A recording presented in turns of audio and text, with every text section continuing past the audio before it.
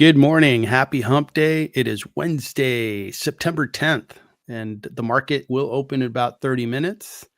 We wanted to talk about stocks. It's a time when you got to be a good stock picker these days because depending on which stock you picked, it either went up like Google or it went down like Apple. And it's most certainly an interesting time. We're going to, I'm going to be joined by Daryl. How you doing, Daryl? Doing wonderful. How are you? I'm doing well, thank you. And I we're going to cover stocks from two different points of view. I'll do fundamental analysis, look at the intrinsic value of a company by looking at their cash flows or profits, looking at their profitability.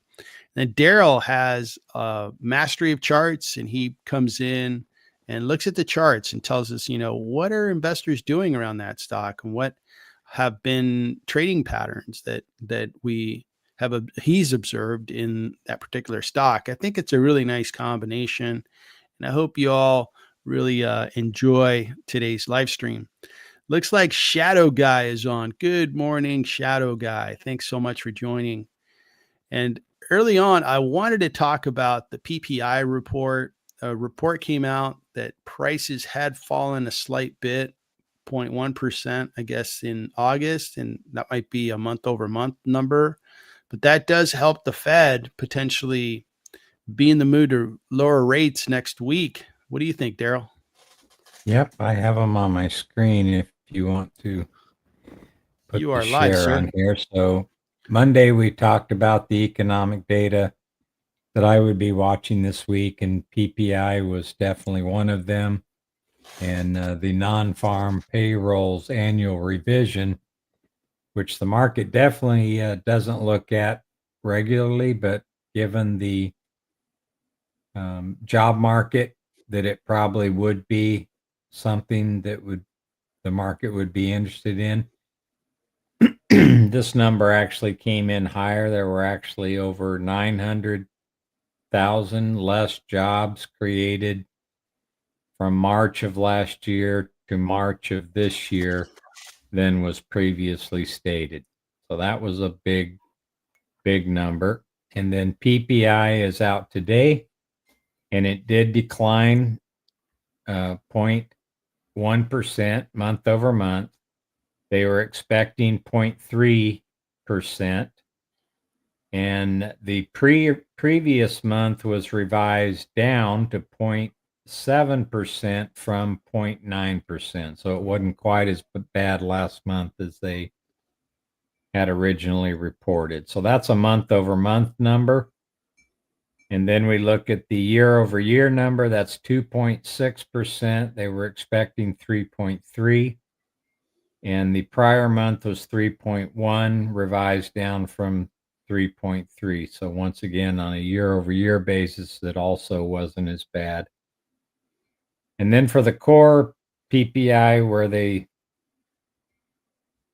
don't know if it's the same as CPI, they strip out food and energy pricing. Yep. I don't know if that's the same for PPI. It probably is. So that was also down 0.1% month over month. They were expecting 0.3%, and the prior number was 0.9. That was not revised. But the year over year was 2.8. They were expecting 3.5. And last month they reported 3.7, but they revised that down to 3.4 for year over year. So that number came in, these numbers came in much better than expected. And when I look at the pre-market, the Dow Jones was actually right around zero before those numbers came out, and now it's up 0.43%, 196 points. And I don't recall where the S&P and NASDAQ were, but the Dow is definitely feeling that report this morning. And the interest rate cuts, I think you show a chart where there's a probability of 25 basis versus 50 basis point cut. Yeah, What's that looking like? Yeah, let's go look at that. Let me refresh this because this was before the report came out. So the 50 basis point cut is up 2% from this morning. It was 8.2 before the PPI was reported. And we have an 89.9% chance of at least a 25 basis points. So chances are we're going to see a 25 basis point cut. And if we get a 50 basis point cut, the market will rally hard, right? As long as it doesn't scare them. So there's a fine line between a rate cut and cutting too much, because that can put some fear into the market. If they are anticipating it, then yes, I think the market could rally on that. We're also getting an October, at least a 25. So if they don't cut 50 this time, we're at least getting a 25, and then they're pricing in another cut down below that 25 basis points less by 7.6% now. And December, there's another one. So it looks like we could get 3 rate cuts this year if they go by 25 basis points per meeting. Perfect. Okay. So I have noticed that interest rates have been dropping, bonds have been increasing in value, and I think mortgages are going to be more affordable. People will get a lower mortgage rate on a home purchase and things like that. So that was also released this morning. So let me take a look at that real quick. I get all this economic data from Trading Economics. Mm-hmm. So the 30-year mortgage rate was 6.64% last week, and it's 6.49%. And mortgage applications Went up, huh? Yeah, they were down the previous week, but they jumped up 9.2%, which leads me to one stock. If people aren't watching it, they should be watching, is Rocket Mortgages. Ah, that's a good idea. Let's take a look at it. Let me get into my proper window here. Not to confuse it with Rocket Lab. No, this is Rocket Mortgages. So let's take a look. Yeah, I think it'll work here. So RKT. Yeah, they've been on quite a run since beginning of the year. Yeah. So they were trading at 917, and they're up to 2050. I've owned this one for a long time. I've trimmed it quite a bit, because if we go back 5 years before the rate hikes, they were at 22, and then they dropped all the way to 5.3. So I did a lot of trimming, but I've held about 300 shares or so. And they're doing pretty well at the moment. And this one, they just closed on their Cooper acquisition, which is going to broaden out their business. So this is one to at least watch. Yeah. For the year to date, I mean, they're up 81%, and they pay a dividend of almost 4%. So be careful with that. Those are usually special dividends. Okay. Yeah, they haven't paid they paid 80 cents in March, but that was the first dividend they had paid since 22. Okay. They paid out one in 2021 and 2022, and then they didn't pay one for 2 years, and then they paid out 80 cents recently. Excellent. So don't count on it for dividends. Yeah, you got it. Can I show some fundamentals on Rocket? You bet. All right. So Rocket, I mean, 81.7%, most definitely the expectation that rates are coming down are really helping this company. And it's $43 billion market cap, revenue of 5.15. And as Darryl mentioned, it's a dividend, but it's kind of a every once in a while dividend.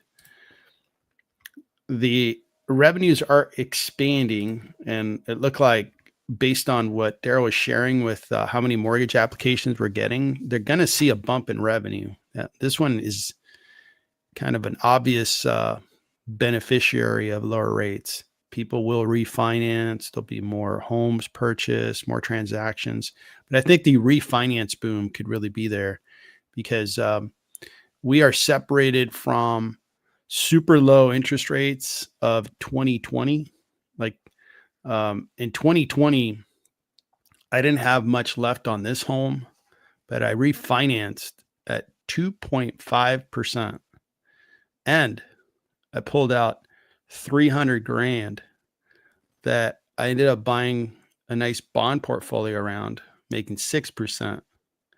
6 minus 2.5, pretty nice net interest margin. Yep. Yeah. So that was like, I mean, that was incredible. 2.5. Yeah. You did good Yeah. on that. That was a smart move. Fast forward for a couple of years now, we've been in this 7.5. So there's people, there's households that are on 7.5 mortgages, and if you offer them 6.5, that's a good savings.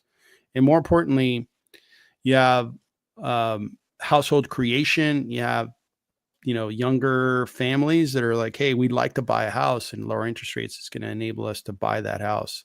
So good stuff's happening there. And I think their revenue is going to be even better in Q3. This quarter ended on June 30th.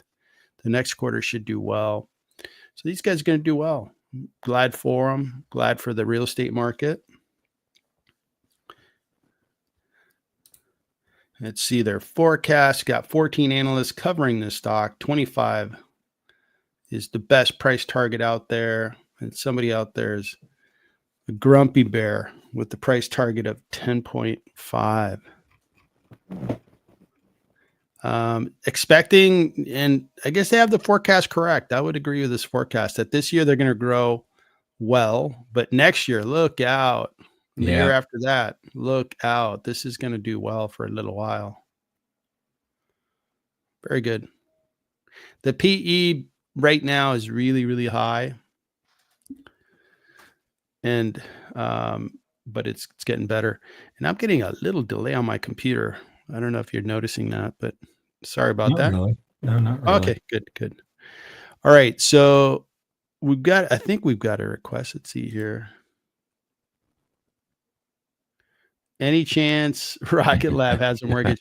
There is a chance. I'm sure a couple of the employees over at Rocket Lab are like, hey, I want to buy a nice place to live.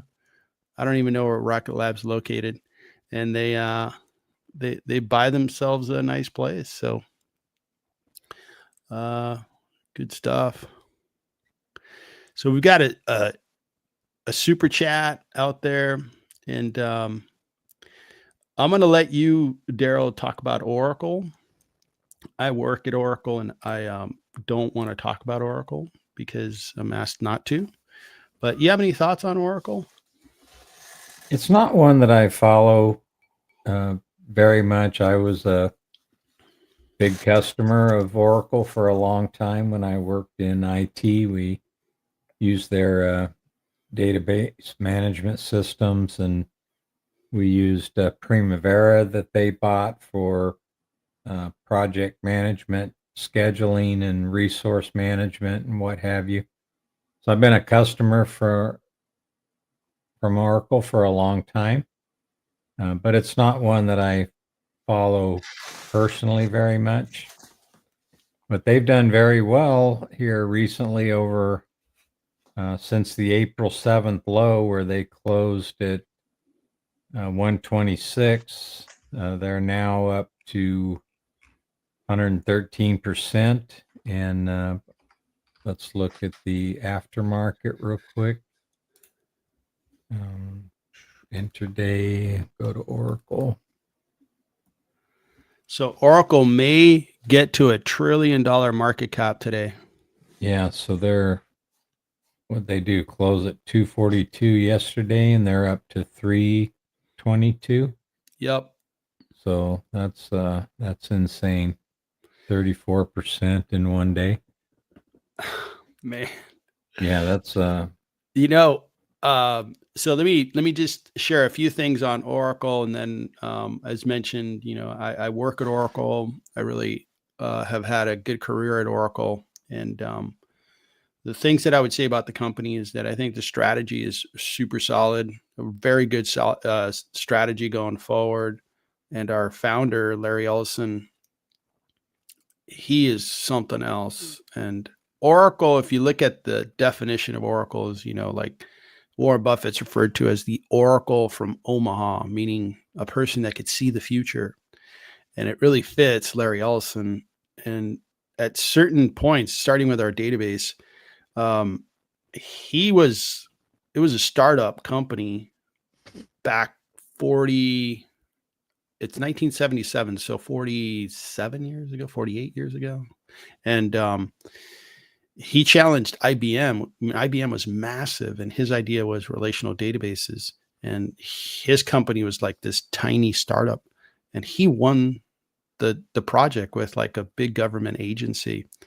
And from there, the company was born, and he saw the future that was relational databases. And then you go on to SaaS, and we're leaders in SaaS, and he saw the future, and then he really bet a lot of chips on cloud infrastructure, and here we are. This is the latest buzz in the market is around the cloud infrastructure business, which is growing really fast, as reported in the financials.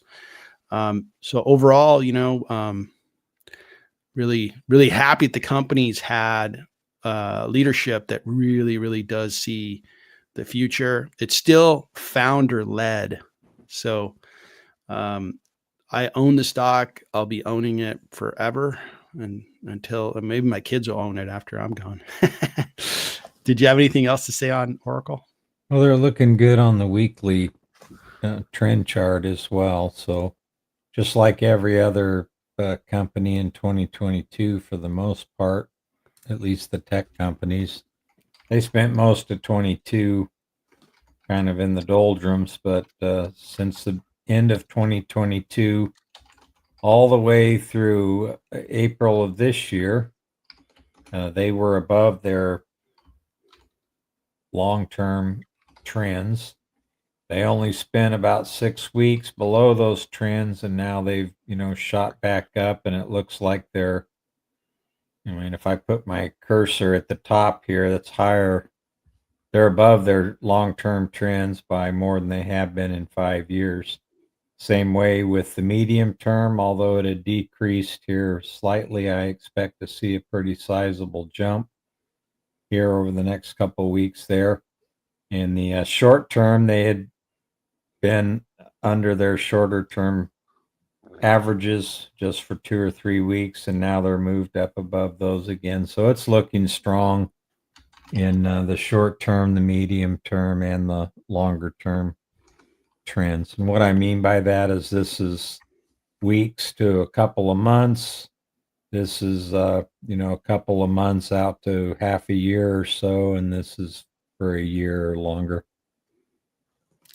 And congrats to Shamba Basher. He's a holder of Oracle, and I'm sure you're looking at that 33% gain, just thinking to yourself, I'm going to upgrade my lunch or There you dinner go. tonight. I think if I go to Chipotle, I'm gonna get some extra walk. I'm feeling it today. So congratulations.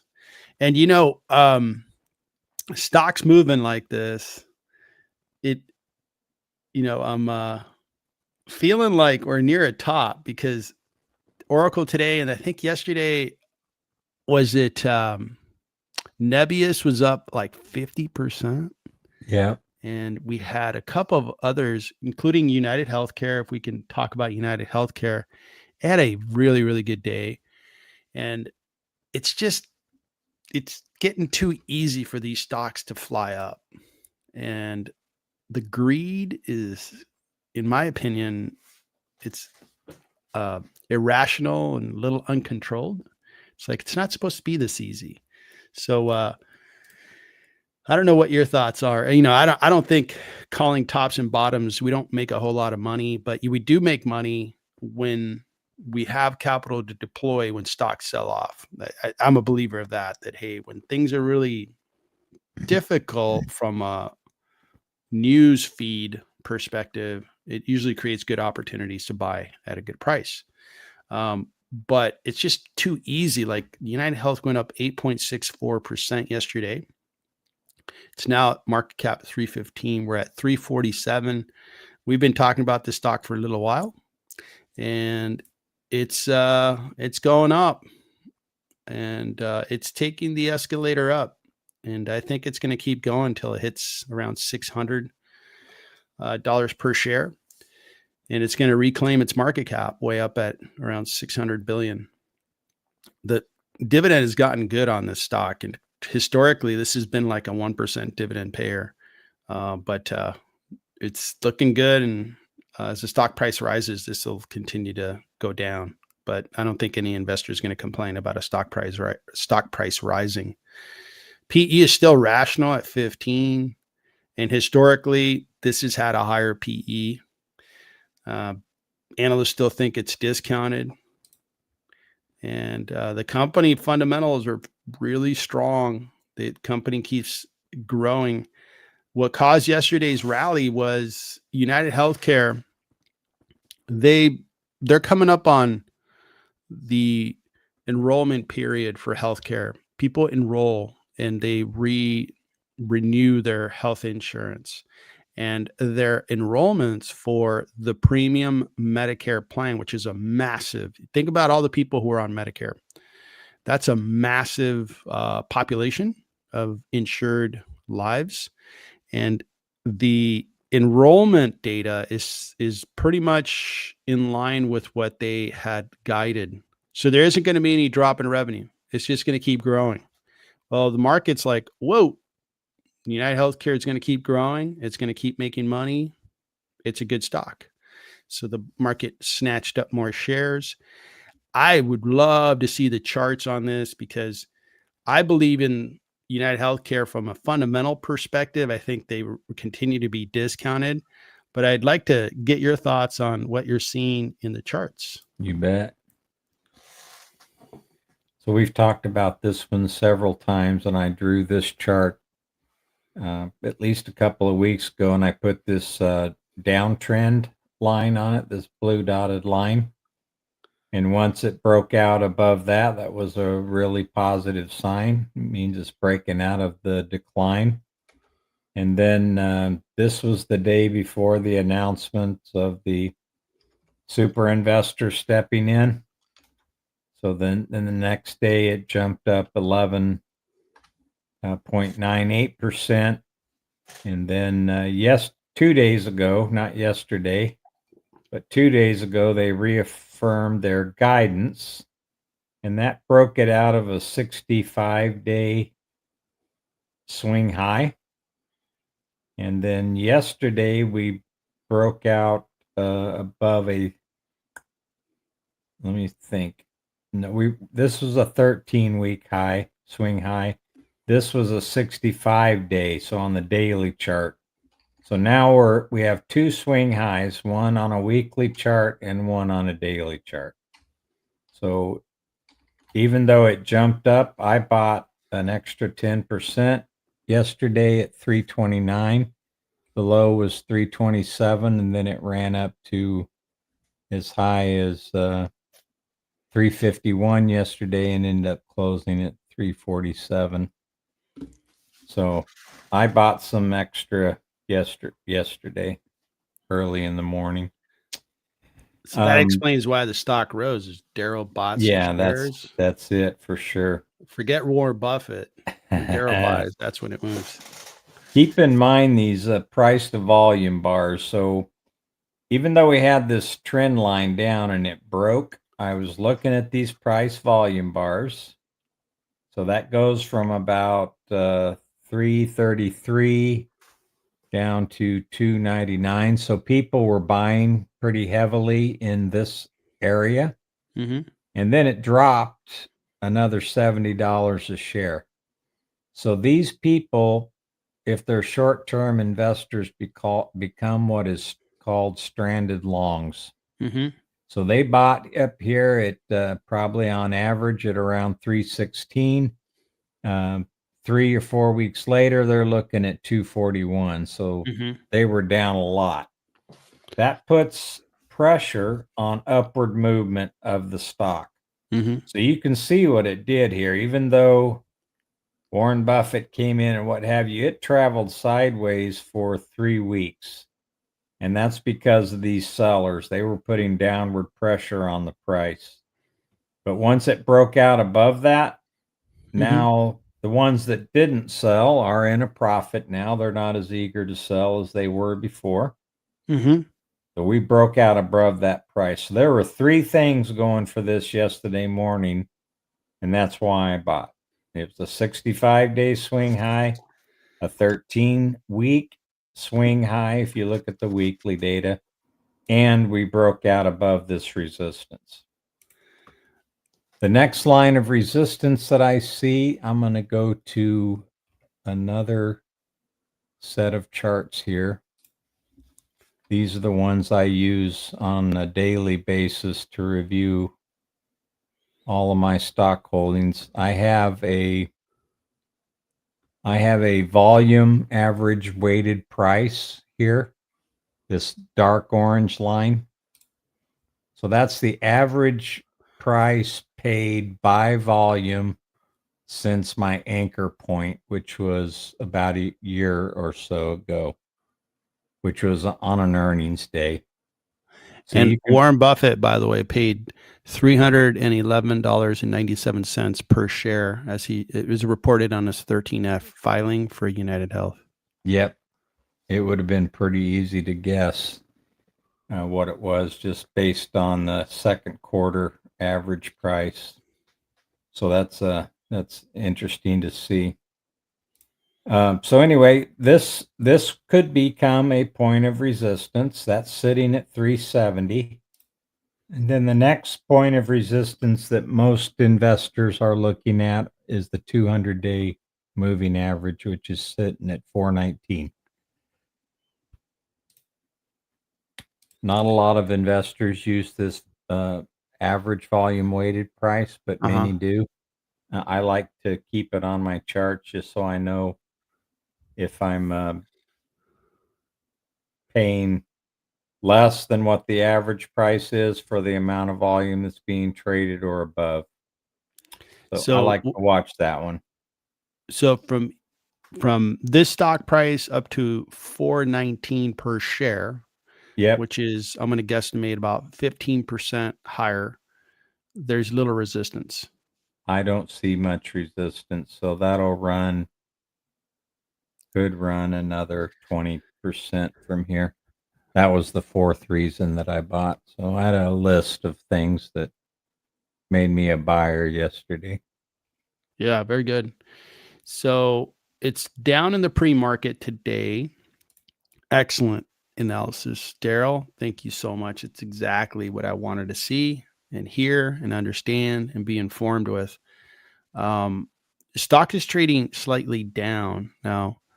I may have to multitask this morning, and the market's opening. It's down, so I'm going to open up my brokerage account and buy some shares of United Health, because my only complaint about the stock is it gives me very little, a few times to buy the stock, and I'm in a very accelerated dollar cost averaging plan with United Health. I own, I think about 40,000, 45,000 of United Health. I'd like to get that to $100,000, and I need to get there quickly because it's my expectation that it's going to keep rising, and I'd rather it rise with all my capital deployed instead of waiting around for it to get to $600 a share. And by that time, I'm probably not going to be as enthusiastic about buying it. It So looks like thanks. they might be declining in the first few hours of trading here. Mm-hmm. And they are down a little bit. These are the once I decide to buy or decide to sell, then I switch over to an intraday view that you're Mm-hmm. looking at here. This So, looks like a scene from The Matrix, by the way. but I can tell on the 1 minute window, which is pretty small, it looks like it's going to be declining. Then I can switch out to 5 minute bars, and it's definitely declining. Looks like it's gaining a little bit more speed. But then I look at these bars down here. Is the divergence getting wider or is it getting narrower? I look at the RSI on this particular time frame. It looks like it's going to be going down. So depending on if you're trying to get a really good price or not, I usually switch to these views just so I can get the best price that I can after I decide to buy. So it is moving back up. So I don't know, but it looks like this is an hourly chart now, and got the 5 hour line, which is the magenta line. It looks like it's getting ready to roll over a little bit. So there could be some downward pressure here. You might want to think about waiting an hour or two and see what happens with the price if you're price sensitive. If you're not price sensitive, then I wouldn't worry about it. No, I need to accumulate. My plan is to accumulate, and it's a good day to accumulate United Health, and that's what I'm going to do today. Very short term gains and losses are not in the playbook. Long term gains, the first go around on United Health, I made a very good return, over 100%, probably closer to 200% on United Health. And that's what I'm after is long term, just a really nice appreciation in a company that I kind of know it's a very known commodity. It's, over the next 10 years, people are not going to stop using healthcare insurance. It's going to be a necessity. So that in itself is kind of okay, these guys are going to have a business if they operate really well. I'm sure they're going to get a permanent CEO. Like the CEO that came back, by the way, is a very talented CEO, but he retired. So I think he probably wants to retire and, do something do something else. So they're going to hire a permanent CEO. And once that happens, it'll probably also just help the stock rise further. All right, so let's catch up on some comments, and then I wanted to get your thoughts on I think it's got a very low beta. It's called WLDS, wearables devices. It's up 700%.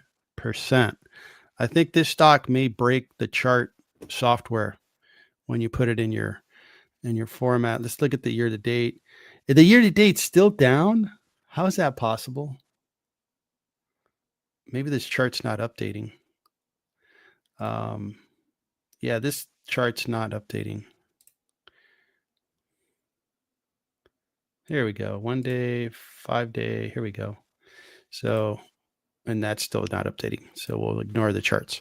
So the market cap on this is a whole $8 million. And yesterday it was 1 or 2 million. So they don't have much revenue. I think they have less than $1 million of revenue, and they lose money. No big surprise. But I think they got approval on a patent. So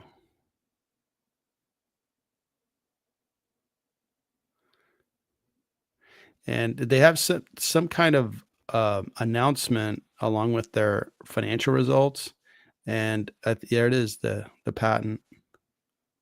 So this company is, I referenced the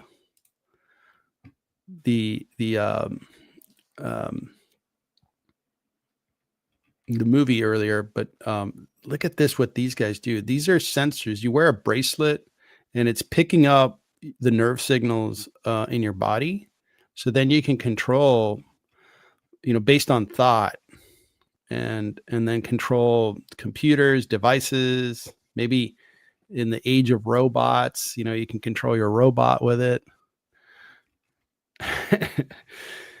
This is where we're at. It's 2025. So this company, this is their idea, right? Now they don't make any money yet, and for all we know, this is not doesn't work.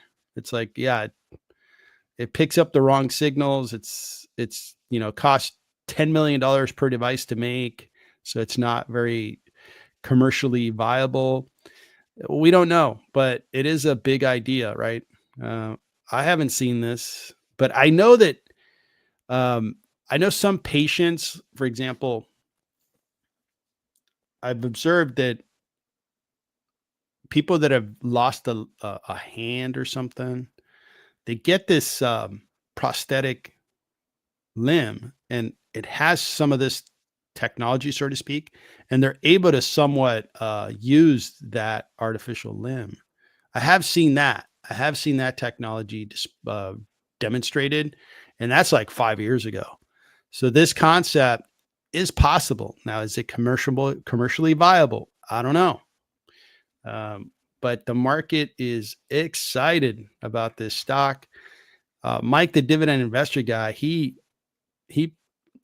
owned the stock, I think, for a short period and made some money on this. Boy, we went over this on the live stream last night, and I just laughed.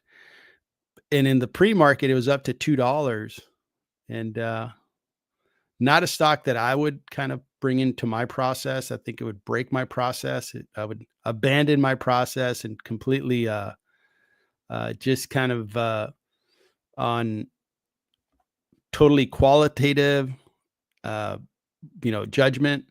I would buy a stock like this, but it's not nowhere near like a valuation stock where you would base it on valuation. If it works, I'm sure they're going to be worth a lot. I mean, this is potentially a good company that Apple could acquire or Google would acquire. Somebody would acquire their technology. So I don't know if you could show the charts or if it makes sense to show charts, because even with the stock analysis website, it's not even updating the charts. So, any thoughts on wearable devices? It looks like I may have lost Daryl for a few minutes. So, wearable devices. I don't know, Mike, are you still in this stock? Are you still going in and out of this stock? And congratulations on finding this one and investing in it. I see your comment on DSP.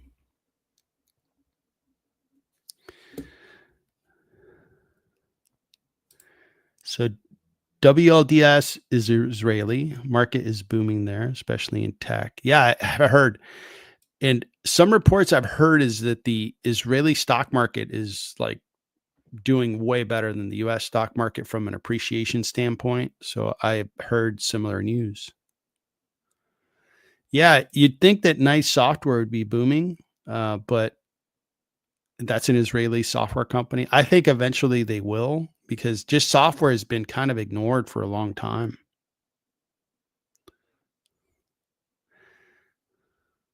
I think that software is going to come back. Even CRM, the big Salesforce, company, that's been totally ignored, even though they're growing and they have a very good AI business. Not sure why it's been sold off so much. And let's see here. So, and I agree with this comment. I think software will come back as the profits and growth. I think it's there. And I don't think AI is going to disrupt them a whole lot. I think for NICE, it's actually going to be an opportunity for them to have a new set of products that are agents that customers can deploy to do call center activities, customer service activities, those kinds of things. All right. So Peyton, is there some semiconductor news today? NVIDIA's up 3% along with others. I don't know. So um, I'm going to look at NVIDIA just briefly, and then we're going to get back to DSP. So it's up 4%.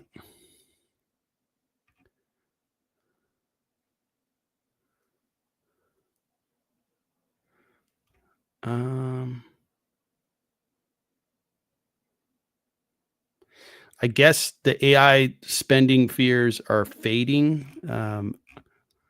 I guess so, because announcements that, companies are betting big in the data center. Microsoft signing a big contract with Nebius, Oracle announcing really good forecast. I think that's what's causing Nvidia to rise.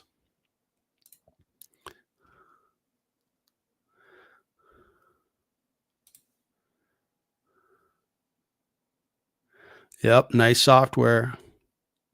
So Upstart getting killed today, down over 9%. We covered that one last night. And I wonder why, because if interest rates drop, that should help them. Interesting. We can take a look at it later. All right. So, and you sold at $3, man. So that's on wearables, right? So interesting. And Daryl lost power. Oh, here we go. Sorry, I didn't see you there, Daryl. Yeah, I'm back on now. I saw the house power just shut down for a few seconds, and then it took a while to get restarted. Yeah.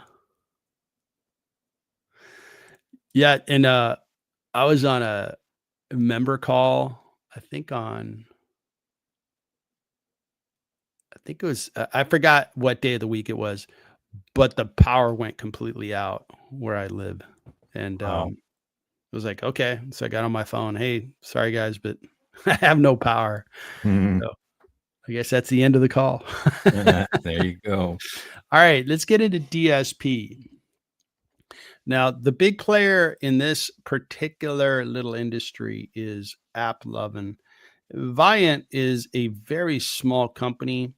They do the marketing in when you hear omni-channel, it means that you're marketing in multiple ways. You can market on Facebook, you're marketing on a TV ad and so forth. These guys, good growth overall, 30.9%. The quarterly did disappoint, 18%. So they got to start growing. And especially since AppLovin is really growing and accelerating their growth.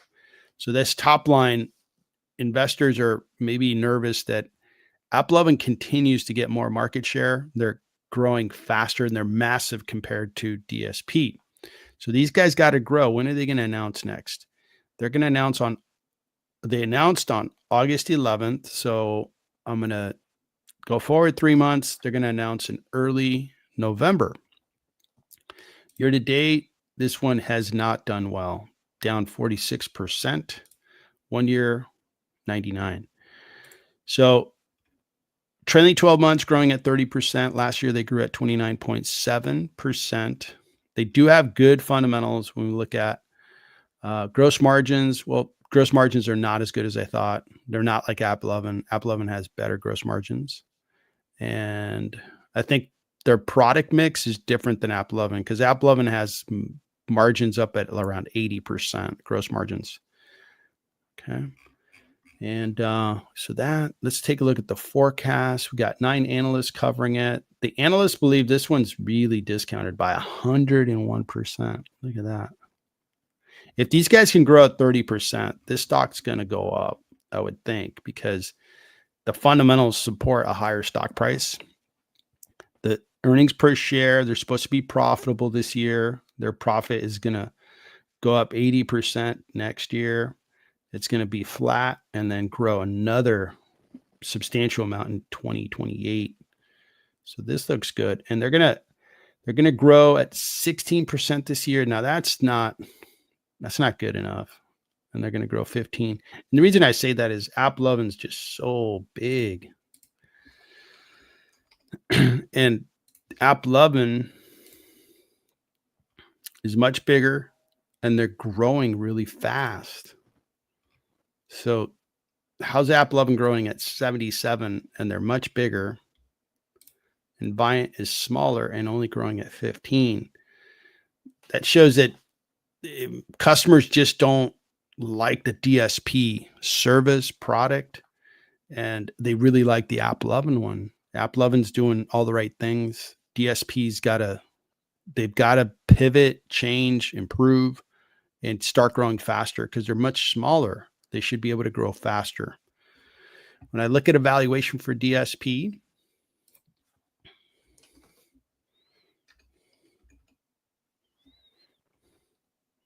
it's discounted by 36%. So I'm not up there with 100% discount like other analysts, but it is a nice discount on DSP. So we'll see when it starts to come around. But, it's like Uber and Lyft. If the biggest player in the space is just killing it, just doing great, $192 billion market cap, he got added to the S&P. A lot of things are working for AppLovin. This is just a terrific, terrific stock. And you see that it had a year where it didn't grow. So they had to figure something out. They grew a little bit in 2023. They started to grow, and now they're just booming. They're doing something that's working real good. So that's, I think, DSP's biggest problem is in that they're in the same business as AppLovin, and AppLovin is pretty much eating everybody's lunch in that space. Any thoughts on DSP, Daryl? Yeah, it looks like they're trading about where they were a year or so ago. Their 200 days declining, so their overall trend is downward. Their 50-day is declining. Their 20-day did turn up. And then if we draw a line across here, I would need to see them break out above about 1190 to 12 before I even decided to get interested at this point, because they're definitely in a downcline. Yeah, the last earnings where they came in with a really low growth number, that really caught my attention. I'm like, okay, that was the wrong direction. You can't have AppLovin growing faster quarter over quarter, and then you're growing slower. They're much bigger than you are. It should be the other way around. Yeah, But look at the PPO too. Even though it did have a crossover here, look how slowly it's moving up, and it's actually starting to roll over already. So this little bit of momentum they had right here is somebody's going to pull the plug on that pretty soon. It does not look good to me. Yeah. Doesn't look good to me either. I think as mentioned. So let's turn our attention over to Upstart. Upstart is a new generation finance company. They do a lot of their work, through algorithms and lend out money to people. Year to date, it's not doing great now because it's down 7% just today. And over the 1 year, it's up 82%.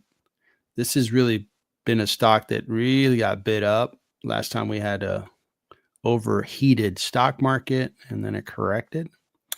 And the 1 year, though, investors have done well, sticking around or I should say buying about a year ago. You would have done really, really well. And this company is growing quite well. Look at that. And we valued this stock yesterday in the live stream. And I'll come back to that valuation in a bit. But the growth does look good. And I think the economy, some of the economic data tells me that the economy is not in a recession, but it's not booming. I think the job losses or the lack of jobs created kind of is a sign to me that we're not booming, and we're not in recession, but we're kind of in between the two. So having said that, are consumers in the mood to buy big ticket items where they may use some of this financing from Upstart? I think less than if we were in a real boom period. I don't know if that's going to affect these guys because they're small. They're relatively small compared to the big giants like, JP Morgan, big banks, and big lenders. These guys are tiny compared to those guys. So they may continue to grow because they're servicing a population that really likes the experience that Upstart provides. The analyst like this stock. They think it's discounted by 16%. There is an analyst that hates this stock. He's at $16.50 price target. And there's an analyst that really likes the stock. And they think that the company's going to keep growing nicely. These are good growth numbers. They'll be up to 1.6 billion. And I'm curious to see on their income statement, how do they recognize revenue? So you have, I guess I'd have to look at their actual financials. Is this just net interest margin that they're recognizing? I'd be curious to understand how they recognize revenue. What portion of that is, what portion of a loan is being recognized? All right, so Upstart, we valued it yesterday, and based on earnings per share, it's discounted by 45%. So, it's not a stock that I'm an investor in. I'm a little unsure about this market because this is a new way of financing, and they're using a lot of systems. And I totally believe in systems, but I also understand that if something goes wrong, it's going to go wrong big time. And I'm afraid I would wake up one day and it'd be like, oh no, Upstart has like big losses and big write-offs because of this.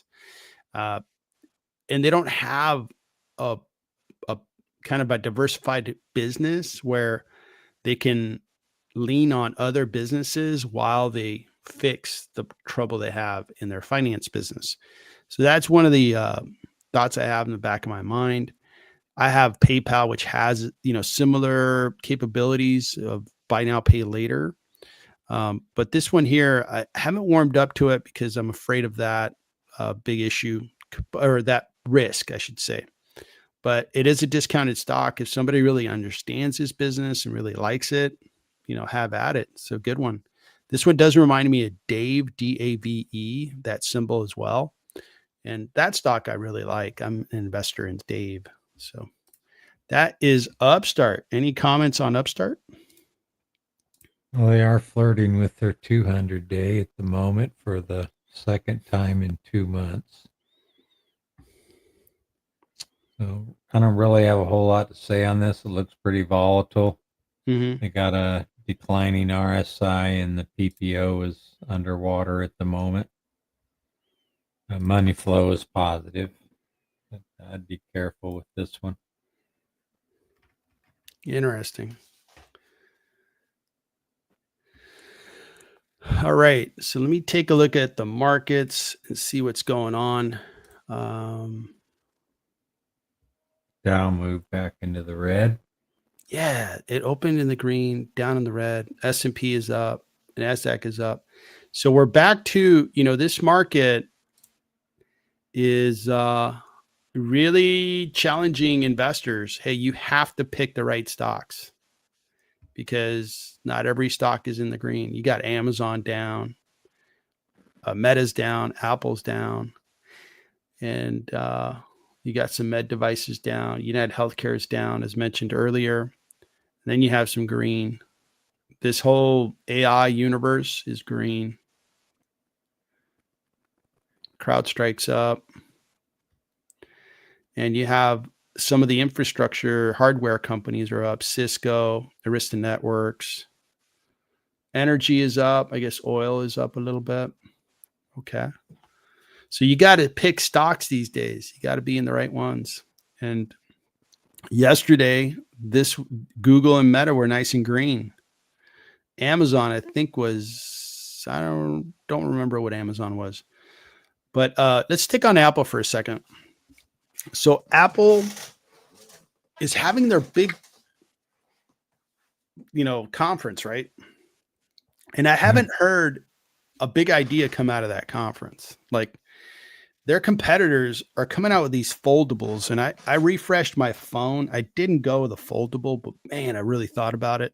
They're really impressive. But I don't use my phone a whole lot anymore. I'm on PC, and then when I get away from my PC, I'm gardening. I'm going for a hike. I don't want to do any more like digital work. I already do enough on my computers. So, but the foldable looks impressive from Samsung. And I know we don't get Huawei here, but internationally, Huawei is really strong. And Google is coming out with I think they're coming out with a foldable for their Pixel. But Apple's like not a player in foldables yet. And I think that's the next move on mobile phones for those that can afford it or want the latest and greatest. But I didn't hear anything big come out of the Apple conference, which I think is a big weakness of Apple's. They're not an innovative company. I mean, we're in an era where you're seeing so much advancement on the AI side and in general, right? You would think that a technology company would just really be impressing its clientele with, look what we created now. Look what we created now. I don't think that exists at Apple as a strength anymore. Any thoughts on Apple? Yeah, I sold out of Apple early this year in January. I had held it for 5 years or so. I finally closed it out. I'm keeping an eye on it, but it's definitely been a struggle this year. Yeah, definitely. All right. Let's keep rolling. If we could look at United Therapeutics, they've had a good couple of weeks, and I'd be really curious to get your thoughts on their charts. They're up 33.88% on news that one of their new drugs, treatments, they had very good results in their clinical trials. And it's now expected that, hey, they're going to have one more successful drug get commercialized. This company is impressive. When they put their minds into, we're going to help people with that particular illness or condition, they have been uh, successful on several occasions. And one more occasion, this is an organically developed drug that is going to be a new franchise for them to make money on. So this one here, I really like the company. They have so much cash. They're buying back shares, and they were buying them back. I love this company. They were buying back shares here, and then I'm sure they announced and go, okay, now announce that the trials are going really well. Boom. Okay. We bought back our share when it was cheaper. So that's good. They are a good grower. And I think with that new drug, they're going to keep growing. They're already a $3 billion company.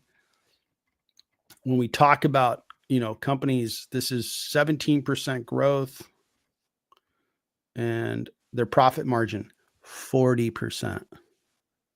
I would buy a business that was profitable by 40%. It's just really, really good. And if they accelerate their growth, that means they get to make 40% profit. That's like at the bottom. Their gross profit is 89%.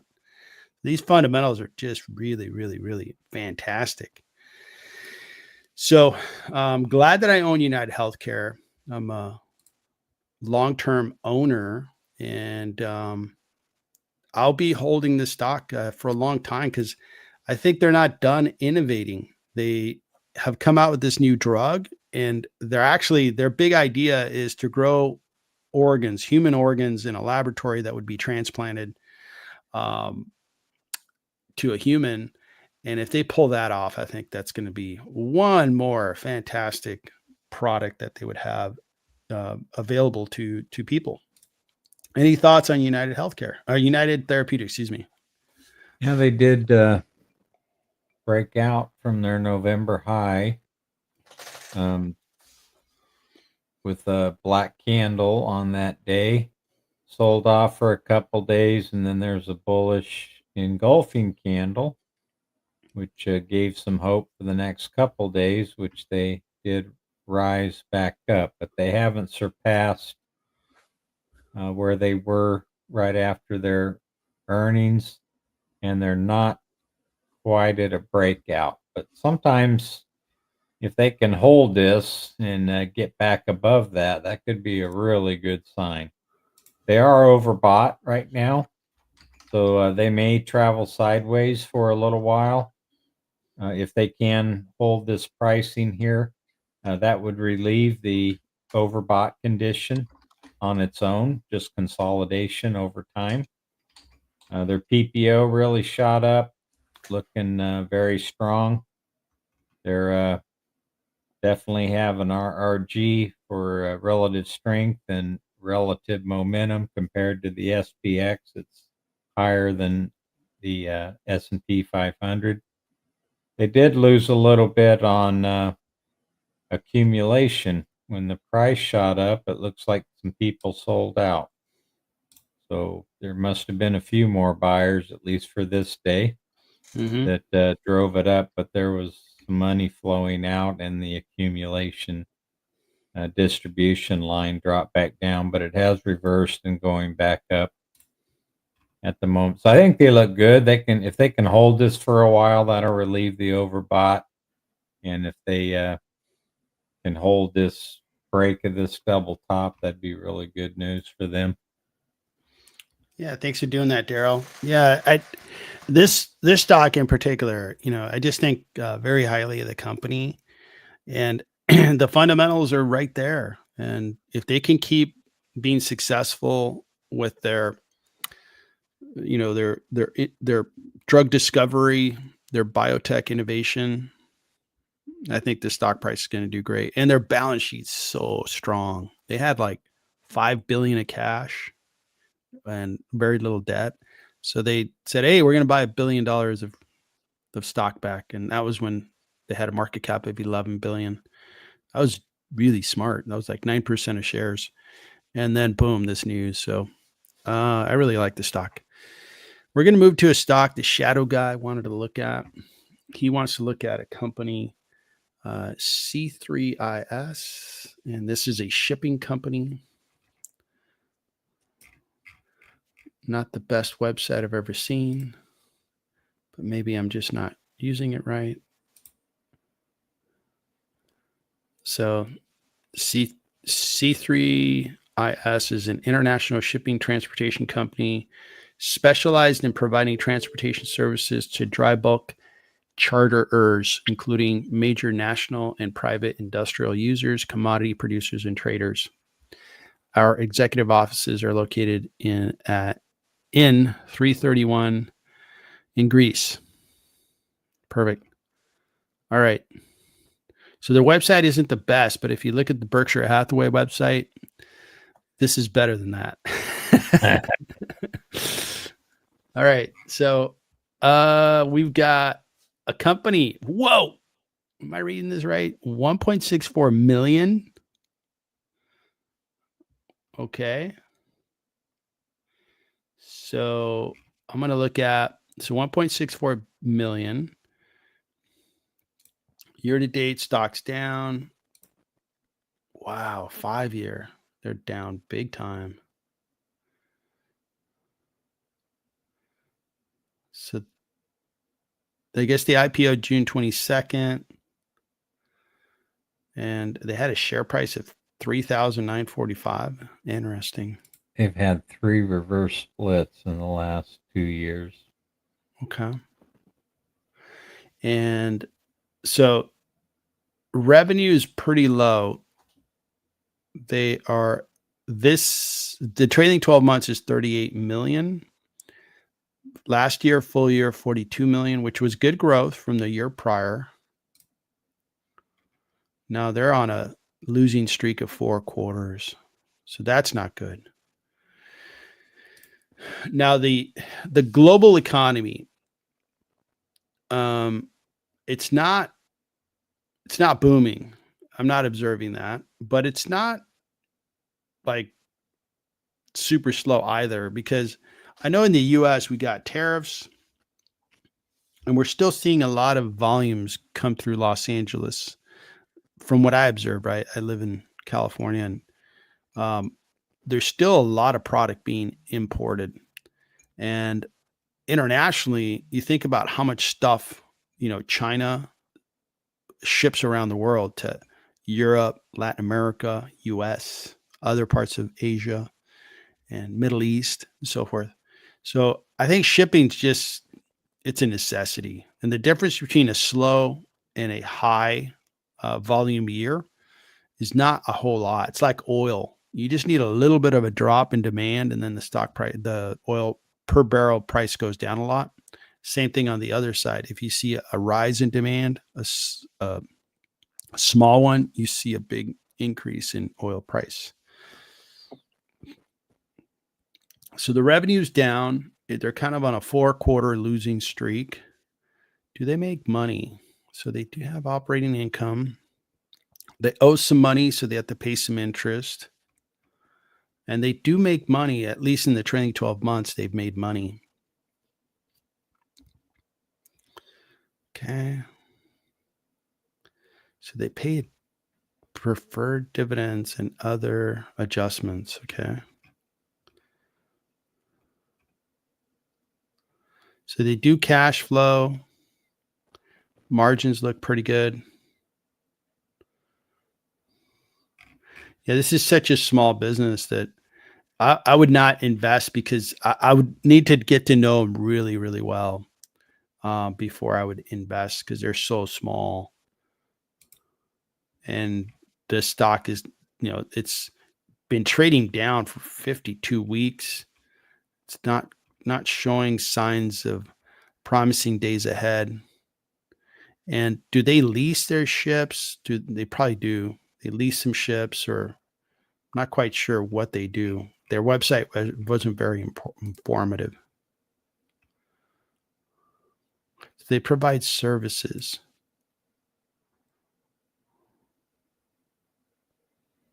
So they provide 3 carriers. Okay. So 3 ships. Now, if you study this closely, this may be a pretty good winner. I did really well with a shipping stock. And I bought it when it was like $60 million market cap, and it went up to 400 million. So I did really well with that stock. That might be the case here. This is smaller, 1.65 million. So I'd be really careful with this. If you really believe in it, this may be worth, investing in, but be very, very careful. It does cash flow. That looks good. There's no analyst covering it. And we'll look at their balance sheet real quick. They do have some debt.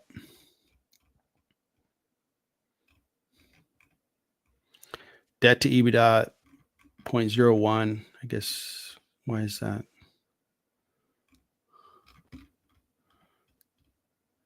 Okay, so their debt is actually $58,000 of debt, and they have cash of 2.28 million. So that's why they don't have any debt. Very good. Interesting idea, Shadow Guy. And it wouldn't take much to double your money on this, and it could be a really nice winner if they make it, if they do well, I should say. I think they're going to make it because their fundamentals look okay. So thanks for asking about CISS. All right. So let's look at, is there any other stock you wanted to look at? I want to look at one more. No, none for me, Victor. Go ahead. All right. So let's look at ALAB. This one here is kind of like the rock star kind of stock in my portfolio. It makes a lot of noise, stays up at night, that kind of behavior. And $36 billion market cap. This is a fast growing company. It's really, the stock price is really flying up. This is a semiconductor stock, and it usually does well when NVIDIA is doing well and the whole space around the data center. It's up nicely, 1.64. It's had a tremendous month, 21%. Year to date, 64, but it doesn't tell you the story. It really sold off hard. And I started accumulating shares here, so I've done well with it. I've already sold enough shares to, pretty much get my capital back, and I'm still in the game with, about $40,000 of stock. So it's been a really fun exercise, but it does come with a lot of volatility, right? It doesn't have a beta. Huh. Interesting. Okay. I thought it was going to have a high beta. So when we look at this stock, the growth, this is why I bought it. This growth is, can't find it very easily. And you have high growth with high profit. Okay. And then high free cash flow. So you combine those three things, they have a semiconductor that does communication between data centers really well. And that's why I bought the stock, and really, I'm glad I did so. So this one here has been a winner. And I was really curious to see if you could show the charts on ALAB. And while you get that set up, Shambo Basher, we're going to look at GEV next. So ALAB broke out of their December, January high and haven't really looked back since. That was on a gap up. And since they have gapped up, they've risen 23%. Their major averages are all upward sloping, the 20-day, the 50-day, and the 200-day. Looks like they have a lot of support right in through here. They were overbought at the beginning of August, and this will be a teaching exercise here. So you see how the RSI came back down all the way to 50? Mm-hmm. You notice the price didn't change that much. So RSI can come out of an overbought condition by time, so it just trades sideways for a while, or through a price decline. So they did come out of overbought down to an RSI of about 57 without losing much on the price. As soon as that kind of resolved itself, then they took off for another, looks like 3 or 4 days. At least 3 of the last 4 were buying days. So they're back in overbought at the moment, and they did have a PPO crossover in bullish territory, so that's a pretty good sign. Their money flows look really good, and their accumulation is at a 52-week high. They look pretty strong at the moment. So your senses are that it's setting up to rise further, or what is your conclusion? It could very well do that because it's being accumulated at a 52-week high. This RSI may need to pull back down a little bit, but like I said, it can do that over time. So it may not do much over the next 2 or 3 weeks, but after 2 or 3 weeks, we get out of that overbought condition, we may see another rise based on the accumulation and the money flow. Excellent. Thank you. That's what I wanted to understand. I think that the stock is priced too high, but I'm not selling it. I think it's priced too high by like 35%, but I'm going to keep ALAB stock. So we have a super chat request from Shambo Basher. He wants to look at GE. And I think I got it right. Vernova. Yeah. So GE split up into 3 pieces. I think it was a good idea. They were having a bad patch or a bad period of time. And I thought it was a good idea. Now they are this particular part of the company, and it's now a separate company. They do power. They do turbines that generate power. They're getting into nuclear. So really good stuff. And year to date, man, this thing's been on a tear, 94%, 2-year, 217, just a phenomenal rate of return. Market cap's 174 billion, revenue 36 billion. PE ratio's only 155, but it's going to drop down to 64. And analysts think it's too expensive. It's gotten way out of hand. Now, when we look at that type of appreciation, like I showed you ALAB, right, growing at 100 and some odd percent. Well, not so much here. because these are big projects, take a long time. And their growth is not spectacular, right? It's good, but it's not spectacular. We're going from revenue of 8 billion in a quarter to 9 billion in a quarter, which is good sequentially. It is looking good. And year over year, 11%. Okay. So growth of trailing 12 months of 8.45. Let's take a look at margins. So we saw a couple of really nice margin players, and this one's not one of them. Gross margin 18.47. That means the maximum profit they can make is 18.47. That's how much it costs them to make one of these turbines, get all the parts pieces, pay all the people that have the skills to make this turbine. All right, ship it off to the customer. Okay. The best we can do is 18.5 profit from that point. Then they got to pay for accountants and HR departments and procurement teams and, all kinds of stuff. So their profits are really low. So I think the story that we're going to need power is definitely real. But when I look at the fundamentals of GEV, I'm like, whoa, where's the beef? Remember that expression? Yeah. Where's the profit?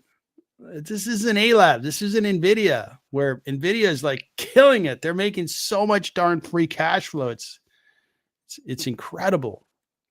Here, not so much. Their free cash flow is 2.7 billion. That is very good cash flow, 2.7 billion. So let's value this and see where it lands. I haven't done it. And I'm very familiar with GE. My wife owns GE stock. So she worked at General Electric, accumulated some shares while she was there. And I could tell you firsthand that when they had trouble a couple of years ago, her stock really plummeted. But now she's killing it. So good for her. All right. So do you have any comments on GEV? Well, the chart looks pretty good. All right. Why don't you go over that and I'll start working on the valuation. Yeah, so they broke out above their January high back in May, and they haven't really looked back since. They are today trading above their 20-day, 50-day, and 200-day. Looks like the 20-day is declining, 50 and 100-day. I don't know what happened today that's making them jump 5%, but they did create an island of trading here. An island is kind of some stranded prices that are either above or below, and it's just a few days or maybe a few weeks of trading that occurs at that point. So they do have an island here. Their RSI is improving, and it's in bullish territory, sitting at 58. The PPO is in negative territory, but looks like it's going to be crossing over into bullish territory and above the longer term average. So that's good news. Their accumulation is at a 52-week high. Their money flow floundered here and is still floundering. It's not above 0.05. So even though it's above the midpoint, it isn't strong enough to be called bullish as of yet. And they have really outperformed the S&P by 166%, the industrial group by 164%. Their industry group, industrial machinery, is outperforming.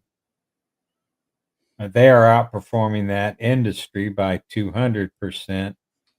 And that industry group is underperforming the S&P 500 by 7%. So they're still looking really good. To me, I don't know how much higher the price can run from here, especially if they're overvalued. But it doesn't seem to be losing strength either. So that's pretty good news. All right, excellent. So let me come back to my screen and show you where I'm landing on value. And so, as mentioned earlier, the margins on GE Vernova are not great. I'm still taking a very optimistic view on their fundamentals and saying, hey, they're probably going to grow free cash flows quite well. They have a very good cash flow number, and they're going to grow it by 20% in over the next 12 months. And then year 2, 3, 4, they're going to grow by 15. Again, their growth rate was like 8%. So they're not growing their top line very fast. And it's not a business that you can really scale up quickly. These turbines take time. They have factories where they're making these turbines. And a long time ago, there's a General Electric, and I don't know if it's the same division, but I toured the factory where they are reconditioning some of the GE turbines that go on airplanes. And they had this factory. It was fascinating, really interesting. But it's a lot of capital that you have to put into these factories and a lot of skilled labor, which is great. Good jobs. You just can't grow it that quickly. It's not like, hey, you know what? I want to double in size. So I'm going to have double the people that have the skill to do that. No, you can't train up that fast. You need high quality. And for them, they're going to be a slow grower or a slower grower. But the intrinsic value based on a very optimistic forecast of cash flow is $130 billion. I add cash, take away debt. So I get to an equity value of the company of 137, which is lower than their current market cap. It's lower by 21%. So the stock's priced 21% too high. And on earnings per share, their earnings per share number is going to look good. But as mentioned, they're just not in an industry or business that has super high profit margins. And I am taking, again, an optimistic view on their business, giving them a 25. I can't go past 25, not with the margins they have. They're in the right place, right time, but I'm going to 25, and that's all. And they're going to grow by 30%, and they're priced 35% too high. So that's how I value them. That's going to be my approach on GEV. If anything, I'm friendly to GE. I like GE. I think historically they're one of those great companies. It's Thomas Edison's company, but the fundamentals I do not like. Like the company, like the brand, don't like the fundamentals. So that's GEV. Shambo Basher, thanks for sponsoring that super chat. And we looked at GEV for you. And I don't know, are you a stockholder at GEV? I am not. Me either. All right. Honeywell is getting ready to split up, I think, as well. They're a big conglomerate as well, and some of the same businesses that GE was in. Mm-hmm. Yeah, it's a good idea. That way you give each business focus. Those are kind of GE, Honeywell, 3M, they're kind of, they were created GE like 100 years ago. And what GE did really well for a long time was they would continually like discontinue certain businesses or sell them off and say, okay, that's not part of our business anymore. We only want businesses that are really growing and have fundamentals that we like. But that wasn't enough. And then they had to split up a couple of years ago. 3M had to do the same thing, and they split up a couple pieces, spun them off, and it looks like Honeywell is going to do the same thing. I think it's a good idea. 3M stock's doing well. And now the new generation companies like Amazon, Google, Microsoft, they tend to grow with, I think, businesses that complement each other, with the exception of Amazon. That one is a little more eclectic. You have a cloud business that's the biggest cloud infrastructure business on earth, and then you have the biggest e-commerce platform on earth. Now, is there some complement to one another? A little bit. Like, yeah, they run an e-commerce platform that's massive and it needs a big data center. Okay, and that's where it ends, because Now, a lot of the workloads that are in AWS have nothing to do with e-commerce. But we'll see. I think Amazon's an incredible company, but maybe someday, 10, 20, 30, 40 years from now, Amazon may find itself like GE needing to split up. Who knows? Maybe Google might need to do it as well. Maybe Microsoft might need to do it as well. We'll see. All right, sir. That was a excellent stream. Thanks for co-hosting with me. Can you share with the audience some details on your channel, please? Sure.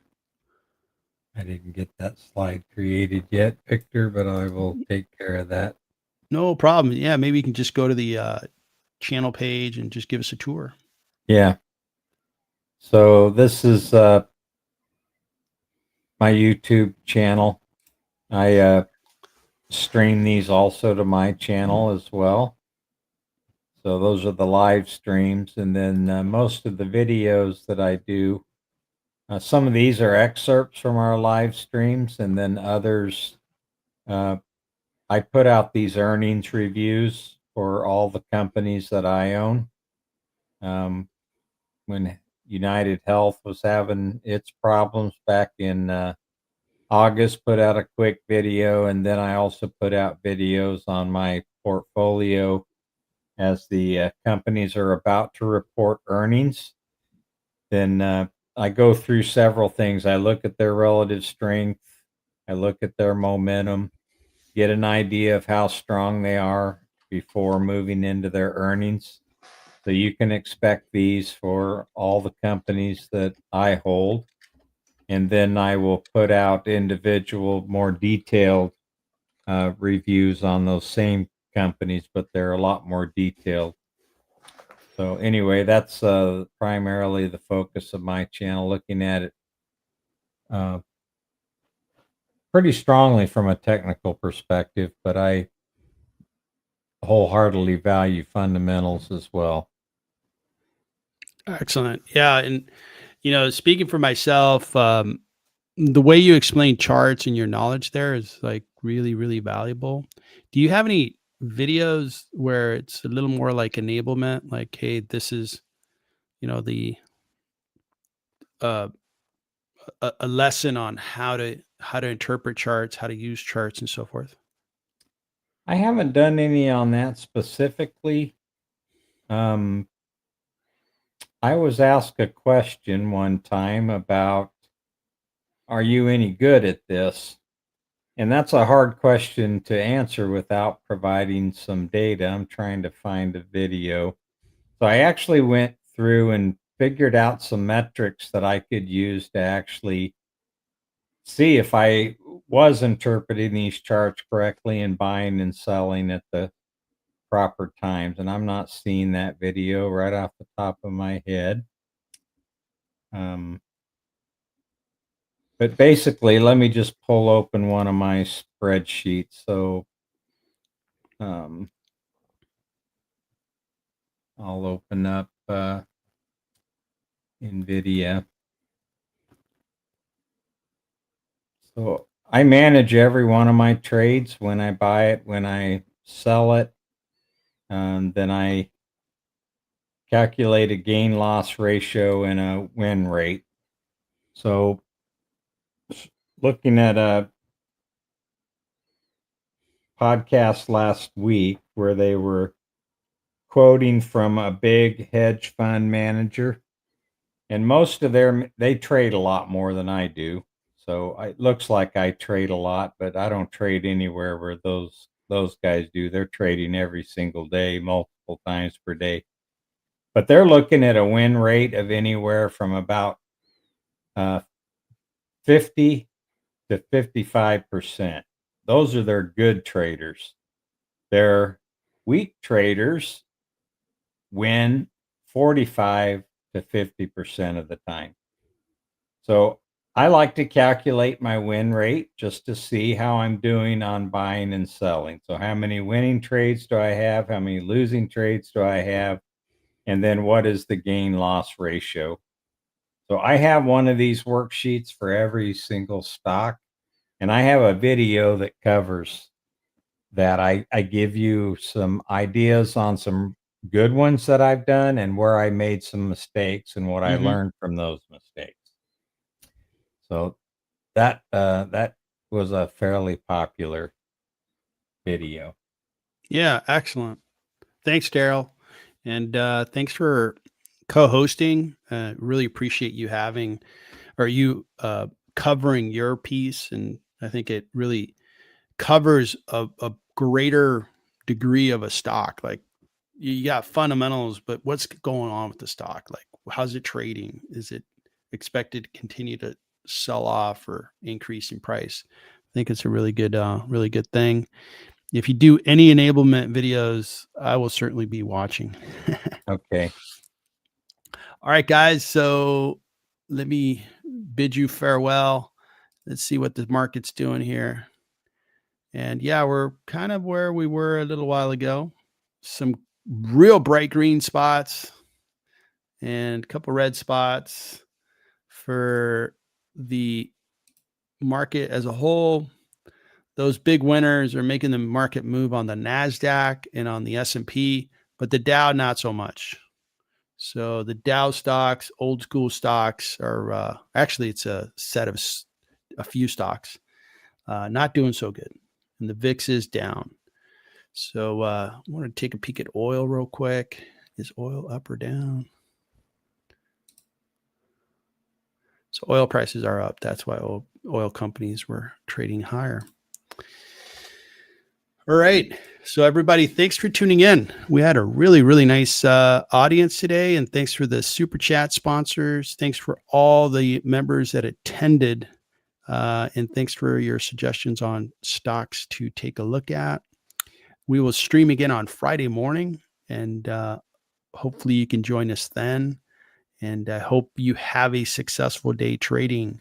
Have a good day, Daryl. You too, Victor, and thank you everyone for joining and all your questions. We appreciate it. Thanks. All right. We'll see you guys.